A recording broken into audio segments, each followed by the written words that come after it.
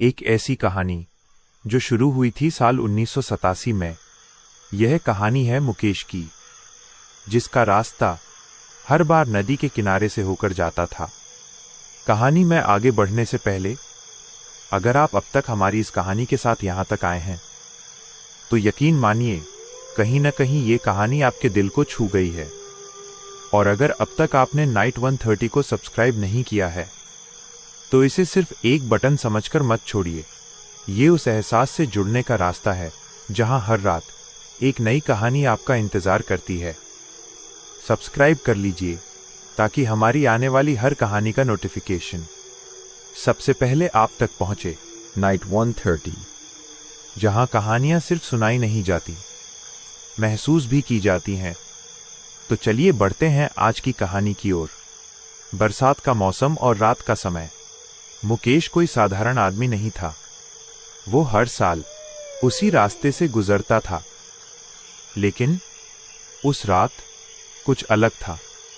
नदी का पानी काले शीशे की तरह चमक रहा था और चांद जैसे डर के मारे बादलों में छिप गया हो। तभी छन छन छन मुकेश रुक गया। उसने सोचा, इतनी रात को इस सुनसान रास्ते पर पायल। फिर से छन छन। अब आवाज नदी के बिल्कुल किनारे से आ रही थी। मुकेश ने धीरे धीरे कदम बढ़ाए। दिल तेज धड़क रहा था और तभी उसने देखा, नदी के किनारे एक औरत चल रही थी। उसके पांव जमीन को छू रहे थे, लेकिन उसकी परछाई पानी में नहीं थी। मुकेश का गला सूख गया। फिर भी उसने हिम्मत करके आवाज लगाई, आप इतनी रात में यहां क्या कर रही हैं? कोई जवाब नहीं। औरत चलती रही, पायल करती रही। मुकेश के मन में डर बैठ गया। उसने फिर कहा, कौन हो आप? अब भी कोई जवाब नहीं। तभी नदी के उस पार उसे एक और परछाई दिखी, जो धीरे धीरे उसकी तरफ देख रही थी। मुकेश घबरा गया। उसने सोचा, यहां से निकलना ही ठीक है। लेकिन जैसे ही वो मुड़ा, पीछे से एक भारी आवाज आई, नदी पार मत करना। मुकेश की सांस अचानक रुक गई और पीछे से किसी के भारी हाथों ने उसके पैरों को जकड़ लिया। मुकेश ने धीरे धीरे पीछे मुड़कर देखा, लेकिन वहां कोई नहीं था। सिर्फ नदी का बहता पानी और हवा में तैरती ठंड। मुकेश कांपती आवाज में बोला, शायद मेरा वहम है। नदी के किनारे चल रही वो औरत अचानक रुक गई। पायल की आवाज एकदम खामोश हो गई। मुकेश का दिल तेज धड़कने लगा और डरती आवाज में बोला, आप इतनी रात में यहां क्या कर रही हैं? कोई जवाब नहीं। औरत जैसे पत्थर बन गई हो। औरत ने धीरे धीरे अपना सिर पीछे की ओर घुमाया। उसका चेहरा अंधेरे में दिख नहीं रहा था, लेकिन उसकी आंखें बहुत ज्यादा खुली हुई थीं।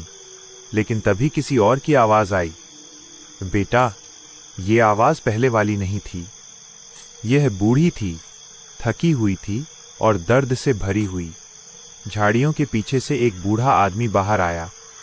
सफेद दाढ़ी, फटे कपड़े और हाथ में एक लाठी। बूढ़े बाबा ने कहा, तू आज भी यहीं आ गया? मुकेश बोला, आप मुझे जानते हैं?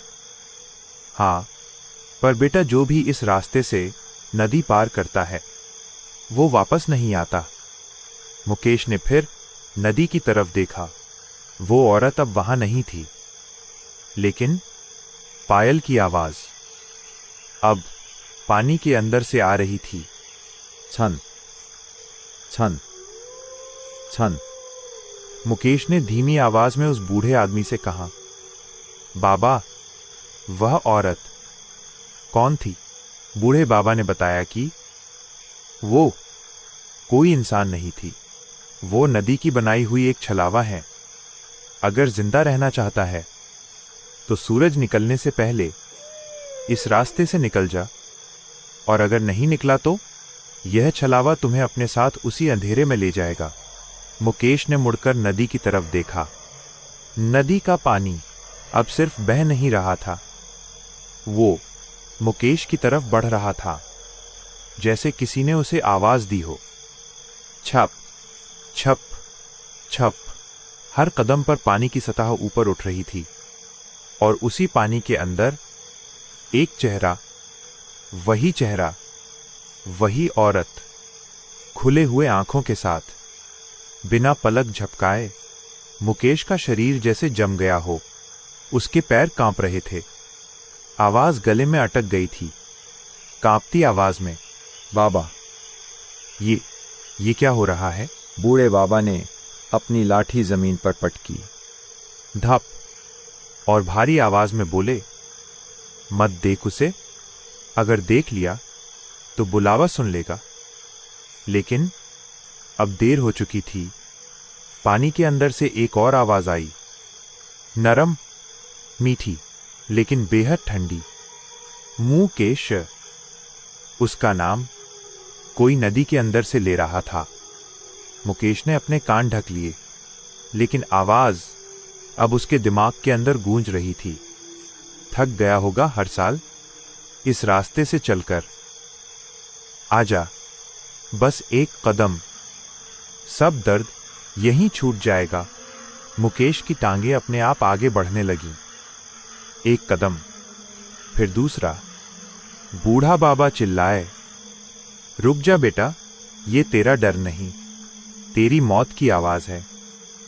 लेकिन नदी का पानी अब मुकेश के घुटनों तक पहुंच चुका था, और तभी पायल की आवाज, छन छन छन, अब बहुत पास थी, इतनी पास कि जैसे कोई उसके कान के पीछे खड़ी हो। अचानक मुकेश ने पानी में देखा, उस औरत का चेहरा अब बदल रहा था।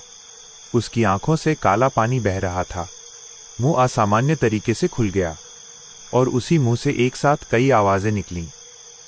आजा, आजा, आजा। मुकेश ने आखिरी ताकत लगाई और चीखकर बोला, नहीं। उसी पल बूढ़े बाबा ने उसके हाथ में कुछ पकड़ा दिया, ठंडा, कठोर। आंखें बंद कर और पीछे मत देखना। मुकेश ने आंखें बंद की। पानी में जोर का उफान आया, छपाक, सब कुछ खामोश। फिर सिर्फ हवा और दूर कहीं पायल की डूबती हुई आवाज, छन छन छन।